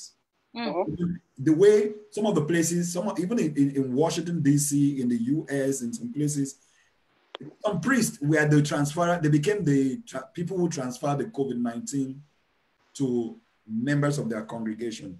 So I would say because of community health challenges, and they know people meet in churches, in parties, in all other places. I'm just talking about people. I'll still come to the other mindset. So they just, it's for safety purposes. Don't let people congregate so that this thing is not transmitted and people are safe. Let them stay at home. So you look at it from the medical side, from the science, from the health community angle. Then the other one, hey, church, non-essential, in the days of Apostle Paul, in the old days, when things like this happen, it's the church that they call. The church is open. The anointing is there. Yeah. So there's a way I looked at it somewhere. It's true. That's true. That's true. That's true. So for that other mindset, they feel the church in a time like this should not be closed, but should be open so that people can come together and pray. There can be laying of hands. There can be sharing and more fellowshipping with one another. But you also want to look at it. How many of us are spiritually empowered? How many of us have been discipled to that point to lay hands for the anointing to flow through us to heal other people? So you see, there's a lot of things at play. Play in this place. So I want to be careful. Yeah. And I want to encourage every other believer and pastor, you know, because you see, the devil is very strategic. This season has actually used this COVID-19 matter to even bring different perspective from our fathers that is becoming us now. I'll say this, hashtag I stand with my pastor. What? What is that? Look, I think the statement you just made now calls for another Zoom meeting because we have just 5 minutes. And so I'm going to go to Edward and say, wrap up. What do you have for the people? You have 2 minutes to do that, please. What I'll say to you is this. Okay, let me allow, So 2 minutes. You want to say to Edward? Okay, no, Joy, you wrap up 2 minutes and I'll go to Edward and I'll wrap up and hand over to Solomon. Okay, let me quickly just show what I want to talk about. Lastly, my slide is this. I just want everybody to go back to this. Okay. go just the 5 pointers. Yeah. I will start before the 5 pointers. Go and have your 5-year goal. Look at beyond now. The question is my prayer is you will not die in this season, because that's not the plans of God for you. Your ideas, your dreams, your purpose is not destined to die in such a time like this. Even if it happens, that's to the glory of God and the will of God. But I believe it's not for this season. So open up your mind, think, dream, and ask God to give you vision. Or if you already have one, begin to revisit that vision in the light of what is going on. See where that vision fits. That's one. Revisit your vision. Then number 2, up your game, upscale, increase your skill. Get to know there are loads of free information out there right now. Join a community that can strengthen your knowledge bank about what is going on. Then dare to do things differently. And that's the place of revelation. God promised us that in the end times like these, He's going to be releasing witty inventions to His people. So open up your mind to receive witty inventions. Then also, we can't emphasize this too much. Build relationship. Build relationship. Then also, lastly, listen. And as you listen, like Edward and then Sarah tied that in answering one of the last questions, you were built to last. Never talk down on yourself. The word of God is one of your greatest resource and information bank to speak forth the things you want to see. God who gives life to the dead and calls those things which be not as though they were. Call forth those things you want to see in your life, in your business, in your career in this season. You are designed for adversity. In Genesis chapter 1, 26 to 28, God made you and I in His image so that we can have dominion, we can reign, we can rule, we can take care of everything He has created. Thank you. Wow. Thank you so much. Powerful ending. We're so blessed to have you. Edward, please. So I will just challenge us. 3 weeks into the lockdown, I was still brooding, feeling bad. My businesses, we have co-work space in 2 locations, no revenue. I was running late on our March salaries. I just took over subscribe to Netflix, so I was watching Netflix 3 weeks. Then I got a call from one of my mentors. He said, "What are you doing?" I said, "I'm just relaxing on this is our year of rest." He said, "No, that's not the idea. Are you not into online and digital stuff?" I said, "Yes." He said, "You do yourself a great disservice if you don't make 10 million naira during this lockdown." Wow. What? It's a joke? And the guy ended the call. And I started thinking. So that's my challenge to everybody here today. Number 1, opportunities, problems are opportunities for us to shine. All this pandemic and adversity, on the flip side of it is opportunity. Set your own goal. How much do you want to make? COVID-19 or COVID-20 or COVID-21, between now and December, how much do you want to make? The mentor gave me within the 90 days of this COVID lockdown, make 10 million.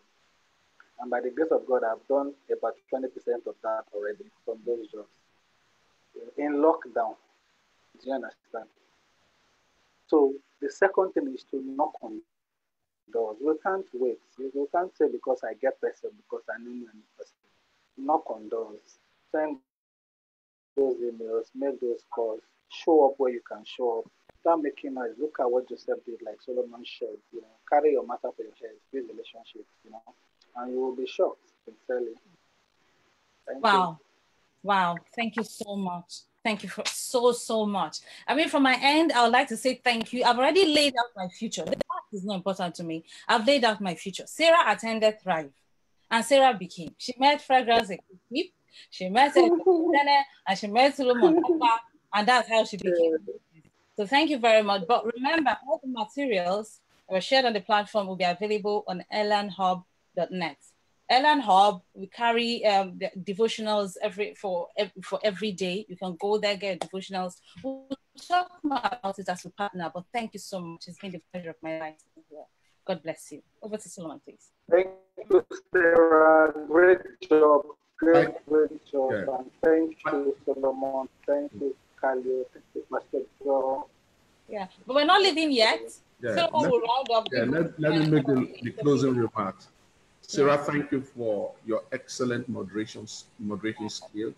Wow. You blow our minds away. Joel, you're on point.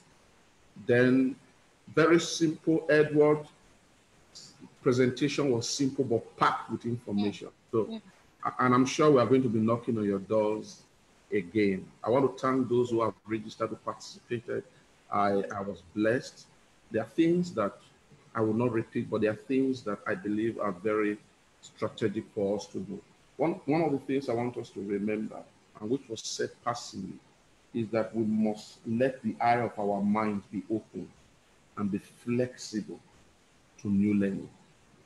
We must let the eyes of our minds be open and to be flexible to new learning. We must recalibrate our thinking, ready for a paradigm shift. I use the word control, alter, delete in the computer. We might not be able to control the circumstances around us, but we can control how we react to them. Number 2, you must alter your thinking. 3, you must delete negativity. If you have to go. Lastly, I do not agree with Joel that church is a non-essential. I didn't say that. Okay. He didn't say that. Okay, yes, Joel, okay. Let me retract that. I do not agree with the school of thought that says church is not an essential. I believe COVID-19 has shown that the church is essential. And I have to say it this way. If not for COVID-19, this exercise would have been held in a brick and mortar environment. We will not have access to people in the US, in the UK. So COVID-19 has shown that the church is a global church. The church is not just a brick and mortar environment. The church is you. So in the last 4 or 5 weeks, it has shown, it's a church that is organizing this. We have had Sunday services, we have had Bible studies with people joining in from the UK, people ministering from Port Harcourt, people that needed to be physically present. They are physically present, but they are not in a brick and mortar environment.